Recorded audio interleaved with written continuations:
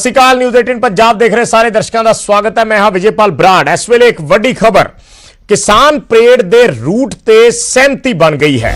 दिल्ली के अंदर ही किसान मार्च होएगा, ये किसानां ने दस्या है और जथेबंदियां 5 ਵੱਖ-ਵੱਖ ਥਾਵਾਂ ਤੋਂ परेड करनगियां। 5 ਵੱਖ-ਵੱਖ ਥਾਵਾਂ ਤੋਂ परेड होएगी। दिल्ली च हर एंट्री पॉइंट खुलेगा। दिल्ली पुलिस बैरीकेड्स हटाउण नूं तैयार हो गई है। शुरुआत वाले पॉइंट ते ही जिहड़ी परेड है वो वापस आएगी। 100 किलोमीटर तो ज्यादा दे रूट ते परेड होएगी। दिल्ली पुलिस दे नाल जिहड़ी एक सांझी बैठक हुई है किसान जथेबंदियां दी, उस बैठक दे विच लगभग दिल्ली पुलिस दे नाल सहमति बन गई है, रूट ते सहमति बन गई है। दिल्ली दे अंदर ही किसान मार्च होएगा, ये किसान जथेबंदियां दा कहना है। पर 5 ਵੱਖ-ਵੱਖ ਥਾਵਾਂ ਹੋਣਗੀਆਂ जिथों परेड होएगी। 5 ਵੱਖ-ਵੱਖ ਥਾਵਾਂ दिल्ली च हर एंट्री पॉइंट जिहड़ा है वो खुलेगा और दिल्ली पुलिस बैरीकेड्स हटाउण नूं तैयार हो गई है। ये जानकारी मिली है। शुरुआत वाले पॉइंट्स ते ही परेड वापस आ जाएगी और 100 किलोमीटर तो ज्यादा दा जिहड़ा ये रूट होएगा। सो इस वेले दी वड्डी खबर कि किसान परेड दे रूट ते सहमति बन गई है। दिल्ली पुलिस कई दिनों तो कोशिश कर रही सी कि किसानां दे नाल सहमति बनाई जाए। सो दिल्ली दे अंदर ही किसान मार्च होएगा। 5 ਵੱਖ-ਵੱਖ ਥਾਵਾਂ ते ये जिहड़ी परेड होएगी और हर एंट्री पॉइंट खोलिया जाएगा। जिथे बैरीकेडिंग की हुई है दिल्ली पुलिस उत्थों रस्ता दे देगी, एंट्री पॉइंट खोल दिते जाएंगे और उत्थों परेड वापस अपने उसे एंट्री पॉइंट वाली जगह ते वापस आ जाएगी और शुरुआत वाले पॉइंट्स ते ही परेड वापस आएगी। ये जानकारी किसान जथेबंदियां वालों दी गई है।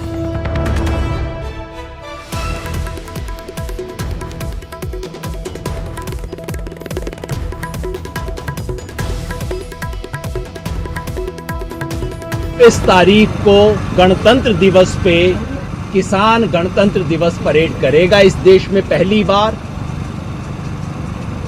सारे के सारे बैरिकेड खुलेंगे। हम दिल्ली के अंदर जाएंगे, मार्च करेंगे। रूट के बारे में मोटे तौर पे सहमति बन गई है।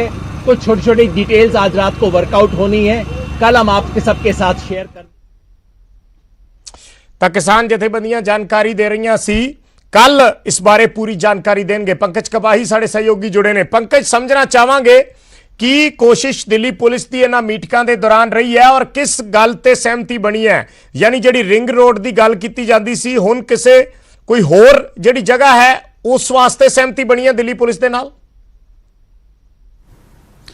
विजय, मैराथन बैठकां चलियां और एक नहीं कई बार बैठकां चलियां और हुण थोड़ी देर पहला दिल्ली पुलिस दे नाल सहमति जिहड़ी है वो किसान जथेबंदियां दी हो गई है। 100 किलोमीटर लंबा जिहड़ा वै वो परेड दा काफिला ट्रैक्टरां दा रहन वाला वै 26 तरीक नूं और किसान जथेबंदियां ने भरोसा दिता है कि कोई हिंसक नहीं होएगा। सारे बैरिकेड दिल्ली पुलिस ने भरोसे दिते ने कि खोल दिते जाणगे और किसान जथेबंदियां ने भरोसा दिता है कि परेड खत्म होने तो बाद ट्रैक्टर अपने अपने पासे अपने अपनी थां ते चले जाणगे। कोई भी ट्रैक्टर दिल्ली दे अंदर नहीं रुकेगा और 5 ਥਾਵਾਂ तो ये ट्रैक्टर जिहड़े ने वो निकलणगे, क्योंकि असीं देखिआ है कि चाहे ਸਿੰਘੂ बॉर्डर की गल की जाए उत्थे लगभग 8 तो 10 किलोमीटर का ट्रैक्टर जिहड़े ने उत्थे खड़े ने, 2 महीनों तो खड़े ने और बहुत सारे ट्रैक्टर हुण पंजाब के ਵੱਖ-ਵੱਖ शहरों तो चलते हुए ਸਿੰਘੂ पहुंच रहे हैं। बहुत सारे ट्रैक्टर अजिहे ने जो टिकरी बॉर्डर ते मालवे दे जिहड़े ट्रैक्टर ने उत्थे पहुंच रहे हैं। हरियाणे के ट्रैक्टर जिहड़े ने टिकरी बॉर्डर ते पहुंच रहे हैं। 5 ਥਾਵਾਂ तो दिल्ली के अंदर एंटर किया जाएगा। असी इस तो पहले एक ट्रेलर देखा सी KMP दे कि किस तरीके दे नाल ट्रैक्टर जिहड़े ने वो ਵੱਖ-ਵੱਖ ਥਾਵਾਂ तो निकले और वापस शाम हुंदे हुंदे जिहड़े ने अपनी अपनी थां ते पहुंच गए और इसे तरीके दा जिहड़ा वै 26 जनवरी नूं परेड ट्रैक्टर दे उत्ते कड्डी जाएगी। दिल्ली दे अंडर ट्रैक्टर कड्डे जाणगे, कोई बैरीकेटिंग नहीं होएगी, कोई दिल्ली पुलिस की रोक टोक नहीं होएगी, लेकिन डिसिप्लिन बना के ये जिम्मेवारी किसान जथेबंदियां ने लई है। दिल्ली पुलिस ने कहा कि डिसिप्लिन होना चाहिए वै, किसी भी हुड़दंग नहीं होना चाहिए कि ट्रैक्टर के उत्ते बैठे होण या कोई हिंसक जिहड़ी है वो झड़प होवे कि ट्रैक्टर दी जिहड़ी छत्तां दे उत्ते ज्यादा एक हुल्लड़बाजी देखने नूं ना मिले। और किसान जथेबंदियां ने कहा कि तुसीं एक बार ट्रैक्टर मार्च देखो तो सही, तुहानूं पूरे भारत की झलक दिखेगी। इस गल का जिक्र किया गया किसान जथेबंदियों वालों कि जिस तरीके राजपथ दे विच एक पूरी झलक देखने को मिलती है ਵੱਖ-ਵੱਖ सूबियां दी, तां किसानां दे ਵੱਖ-ਵੱਖ सूबियां दी झलक जिहड़ी है वो तुहानूं ਇਸ ਟਰੈਕਟਰ ਮਾਰਚ ਦੇ ਵਿੱਚ ਦੇਖਣ ਨੂੰ ਮਿਲੇਗੀ। ਔਰ ਇਸ ਵੇਲੇ ਦੀ ਅਹਿਮ ਜਾਣਕਾਰੀ ਇਹ ਕਿ ਦਿੱਲੀ ਪੁਲਿਸ ਨੇ ਸਹਿਮਤੀ ਦੇ ਦਿੱਤੀ ਹੈ ਕਿ ਕਿਸੇ ਤਰੀਕੇ ਨਾਲ ਕਿਤੇ ਨਹੀਂ ਰੋਕਿਆ ਜਾਏਗਾ। ਨਾਲ ਹੀ ਨਾਲ ਜ਼ਿੰਮੇਵਾਰੀ ਕਿਸਾਨ ਜਥੇਬੰਦੀਆਂ ਨੇ ਚੁੱਕੀ ਹੈ। ਪੂਰਾ ਰੂਟ ਕਿਸ ਤਰੀਕੇ ਨਾਲ ਹੋਏਗਾ ਇਸ ਦੀ ਜਾਣਕਾਰੀ ਕੱਲ ਕਿਸਾਨ ਜਥੇਬੰਦੀਆਂ ਪ੍ਰੈਸ ਕਾਨਫਰੰਸ ਕਰਕੇ ਦੇਣਗੀਆਂ। ਲੇਕਿਨ ਇੱਕ ਗੱਲ ਸਾਫ਼ ਹੈ ਕਿ ਦਿੱਲੀ ਦੇ ਅੰਦਰ ਟਰੈਕਟਰ ਮਾਰਚ ਹੁਣ 26 ਜਨਵਰੀ ਨੂੰ ਕਿਸਾਨਾਂ ਵੱਲੋਂ ਨਿਕਲ ਰਹੇ ਨੇ। ਵਿਜੇ, ਅੱਛਾ ਪੰਕਜ, ਜਿਹੜੀ ਪਹਿਲਾਂ ਗੱਲ ਕੀਤੀ ਜਾ ਰਹੀ ਸੀ ਕਿਸਾਨ ਆਗੂਆਂ ਵੱਲੋਂ ਕਿ ਉਹ ਹਰ ਹਾਲ ਦੇ ਵਿੱਚ ਜਿਹੜੀ ਰਿੰਗ ਰੋਡ ਹੈ ਉਸ ਤੇ ਹੀ ਪਰੇਡ ਕੱਢਣਗੇ, ਸੋ ਕੀ ਇਹ ਸਪਸ਼ਟ ਹੋ ਪਾਇਆ ਕਿ ਰਿੰਗ ਰੋਡ ਹੀ ਹੋਏਗੀ ਜਾਂ ਕੋਈ ਹੋਰ ਬਦਲਵੀਂ ਥਾਂ ਜਿਹੜੀ ਹੈ ਪੁਲਿਸ ਵੱਲੋਂ ਦੱਸੀ ਗਈ ਹੈ, ਕੋਈ ਬਦਲਵਾ ਰੂਟ?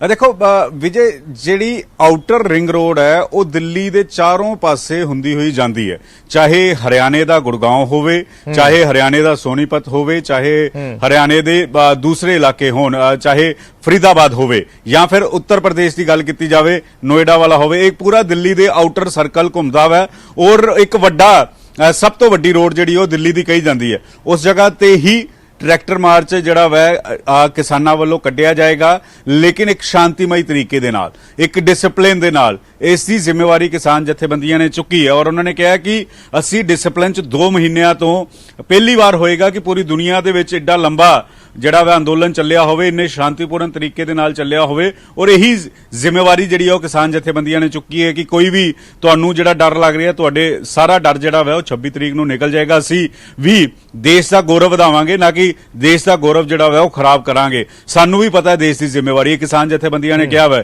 ਔਰ ਅਸੀਂ ਉਸੇ ਤਰੀਕੇ ਦੇ ਨਾਲ, ਇਹ ਨਹੀਂ ਕਿ ਦਿੱਲੀ ਦੇ ਅੰਦਰ ਅਗਰ ਟਰੈਕਟਰ ਆ ਗਏ ਤਾਂ ਉਹ ਟਰੈਕਟਰ ਉਸੇ ਜਗ੍ਹਾ ਤੇ ਦਿੱਲੀ 'ਚ ਹੀ ਰੁਕ ਜਾਣਗੇ, ਬਾਹਰ ਨਹੀਂ ਜਾਣਗੇ ਸਰਕਾਰ ਦੇ ਉੱਤੇ ਪ੍ਰੈਸ਼ਰ ਬਣਾਉਣ ਦੇ ਲਈ। ਅਜਿਹੀ ਕੋਈ ਗੱਲ ਨਹੀਂ ਕਿਸਾਨ ਜਥੇਬੰਦੀਆਂ ਨੇ ਕਹੀ। ਔਰ ਉਹਨਾਂ ਨੇ ਕਿਹਾ ਕਿ ਵਾਪਸ ਟਰੈਕਟਰ ਜਿਹੜੇ ਨੇ ਆਪਣੀ ਆਪਣੀ ਥਾਵਾਂ ਤੇ 5 ਥਾਵਾਂ ਤੋਂ ਜਿਹੜੇ ਦਿੱਲੀ ਦੇ ਬਾਰਡਰ ਨੇ ਉਧਰੋਂ ਐਂਟਰ ਹੋਣਗੇ ਔਰ ਇੱਕ ਥਾਂ ਤੇ ਮਿਲਣਗੇ ਔਰ ਵਾਪਸ ਜਿਹੜੇ ਨੇ ਉਹ ਪਰੇਡ ਕਰਦੇ ਹੋਏ ਚਲੇ ਜਾਣਗੇ। ਵਿਜੇ,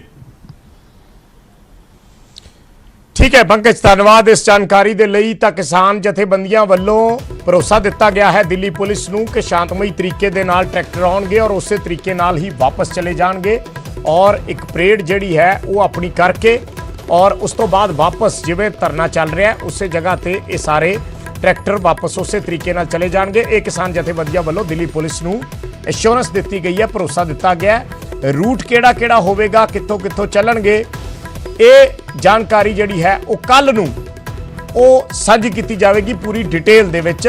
ਪਰ ਮਨਜ਼ੂਰੀ ਜਿਹੜੀ ਸਹਿਮਤੀ ਹੈ ਉਹ ਬਣ ਚੁੱਕੀ ਹੈ ਦਿੱਲੀ ਪੁਲਿਸ ਦੇ ਨਾਲ। ਅੱਜ ਦੀ ਜਿਹੜੀ ਕਾਫੀ ਲੰਬੀ ਮੈਰਾਥਨ ਬੈਠਕ ਚੱਲੀ ਹੈ ਉਸ ਤੋਂ ਬਾਅਦ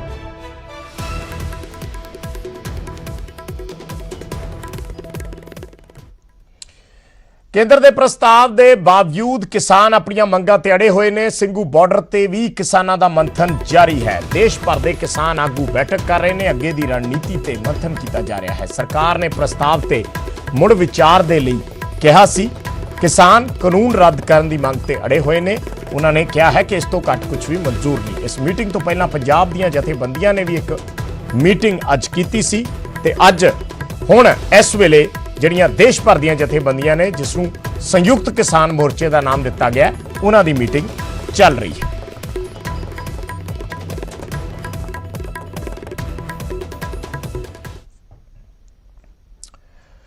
ਤੇ ਕਾਂਗਰਸ ਐਮਪੀ ਗੁਰਜੀਤ ਔਜਲਾ ਨੇ ਯੋਗਿੰਦਰ ਯਾਦਵ ਤੇ ਵੱਡਾ ਹਮਲਾ ਬੋਲਿਆ ਹੈ। ਕਾਂਗਰਸ ਐਮਪੀ ਗੁਰਜੀਤ ਔਜਲਾ, ਉਹਨਾਂ ਦਾ ਵੱਡਾ ਬਿਆਨ ਆਇਆ ਹੈ। ਉਹਨਾਂ ਨੇ ਕਿਹਾ ਹੈ ਕਿ ਕਿਸਾਨ ਜਥੇਬੰਦੀਆਂ ਯਾਦਵ ਵਰਗੇ ਸਿਆਸੀ ਲੋਕਾਂ ਤੋਂ ਦੂਰੀ ਬਣਾਓ, ਕਾਨੂੰਨ ਰੱਦ ਤੋਂ ਅੱਗੇ ਵਿਚਾਰ ਕਰਨਾ ਚਾਹੀਦਾ ਹੈ। ਇਹ ਵੀ ਔਜਲਾ ਨੇ ਕਿਹਾ 26 ਜਨਵਰੀ ਨੂੰ ਸ਼ਾਂਤੀ ਬਣਾ ਕੇ ਅੰਦੋਲਨ ਕੀਤਾ ਜਾਵੇ। ਸੋ ਕਾਂਗਰਸ ਦੇ ਐਮਪੀ ਨੇ ਗੁਰਜੀਤ ਔਜਲਾ, ਉਹਨਾਂ ਦਾ ਇਹ ਵੱਡਾ ਬਿਆਨ ਆਇਆ ਹੈ ਖਾਸ ਤੌਰ ਤੇ ਯੋਗਿੰਦਰ ਯਾਦਵ ਦੇ ਸੰਦਰਭ ਦੇ ਵਿੱਚ। ਦਰਅਸਲ ਜਿਹੜਾ ਪਿਛਲੇ ਦਿਨੀ ਕੱਲ ਖੇਤੀਬਾੜੀ ਮੰਤਰੀ ਨੇ ਬਿਆਨ ਦਿੱਤਾ ਸੀ, ਉਹਨਾਂ ਨੇ ਵੀ ਕਿਹਾ ਸੀ ਕਿ ਕੁਝ ਤਾਕਤਾਂ ਐਸੀਆਂ ਨੇ ਜਿਹੜੀਆਂ ਕਿਸਾਨਾਂ ਦੇ ਮੋਢੇ ਤੇ ਰੱਖ ਕੇ ਆਪਣੇ ਹਿੱਤ ਸਾਧ ਰਹੀਆਂ ਨੇ। ਉਹਨਾਂ ਦਾ ਇਸ਼ਾਰਾ ਵੀ ਕਿਤੇ ਨਾ ਕਿਤੇ ਜੋਗਿੰਦਰ ਯਾਦਵ ਵੱਲ ਸੀ, ਪਰ ਉਹਨਾਂ ਨੇ ਨਾਮ ਨਹੀਂ ਲਿਆ ਸੀ। ਪਰ ਅੱਜ ਕਾਂਗਰਸ ਦੇ ਐਮਪੀ ਗੁਰਜੀਤ ਸਿੰਘ ਔਜਲਾ ਵੱਲੋਂ ਸਿੱਧਾ ਯੋਗਿੰਦਰ ਯਾਦਵ ਤੇ ਨਿਸ਼ਾਨਾ ਲਾਇਆ ਗਿਆ। ਕੀ ਕਹਿ ਰਹੇ ਨੇ ਔਜਲਾ, ਤੁਹਾਨੂੰ ਸੁਣਾਉਂਦੇ ਹਾਂ।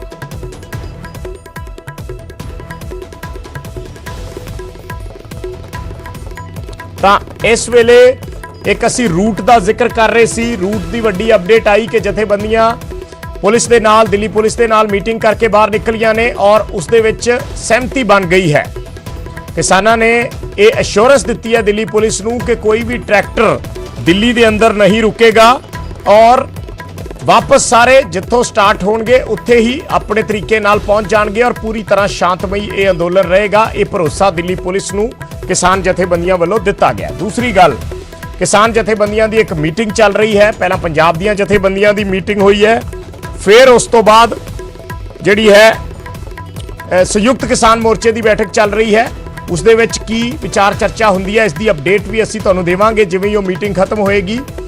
ਔਰ ਇਸੇ ਦੇ ਵਿੱਚ ਕਾਂਗਰਸ ਐਮਪੀ ਗੁਰਜੀਤ ਔਜਲਾ ਦਾ ਇਹ ਬਿਆਨ ਆਇਆ ਹੈ ਔਰ ਗੁਰਜੀਤ ਔਜਲਾ ਨੇ ਯੋਗਿੰਦਰ ਯਾਦਵ ਤੇ ਨਿਸ਼ਾਨਾ ਲਾਇਆ ਹੈ। ਗੁਰਜੀਤ ਔਜਲਾ ਦਾ ਕਹਿਣਾ ਹੈ ਕਿ ਕਿਸਾਨ ਜਥੇਬੰਦੀਆਂ ਨੂੰ ਯੋਗਿੰਦਰ ਯਾਦਵ ਵਰਗੇ ਵਿਅਕਤੀਆਂ ਤੋਂ ਦੂਰੀ ਬਣਾ ਕੇ ਚੱਲਣਾ ਚਾਹੀਦਾ ਹੈ। ਇਹੋ ਜਿਹੇ ਵਿਅਕਤੀਆਂ ਤੋਂ ਬਚਣਾ ਚਾਹੀਦਾ ਹੈ ਕਿਉਂਕਿ ਇਹਨਾਂ ਦਾ ਵੀ ਸਿਆਸੀ ਪਿਛੋਕੜ ਹੈ ਔਰ ਬਕਾਇਦਾ ਆਪਣੀ ਇੱਕ ਸਿਆਸੀ ਪਾਰਟੀ ਬਣਾਈ ਹੋਈ ਹੈ।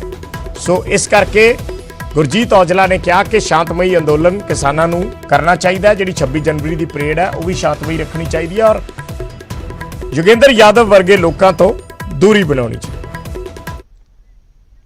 ਇੱਕ ਛੋਟਾ ਜਿਹਾ ਕਮਰਸ਼ੀਅਲ ਬ੍ਰੇਕ, ਜਲਦ ਵਾਪਸ ਆਉਣੇ ਆ।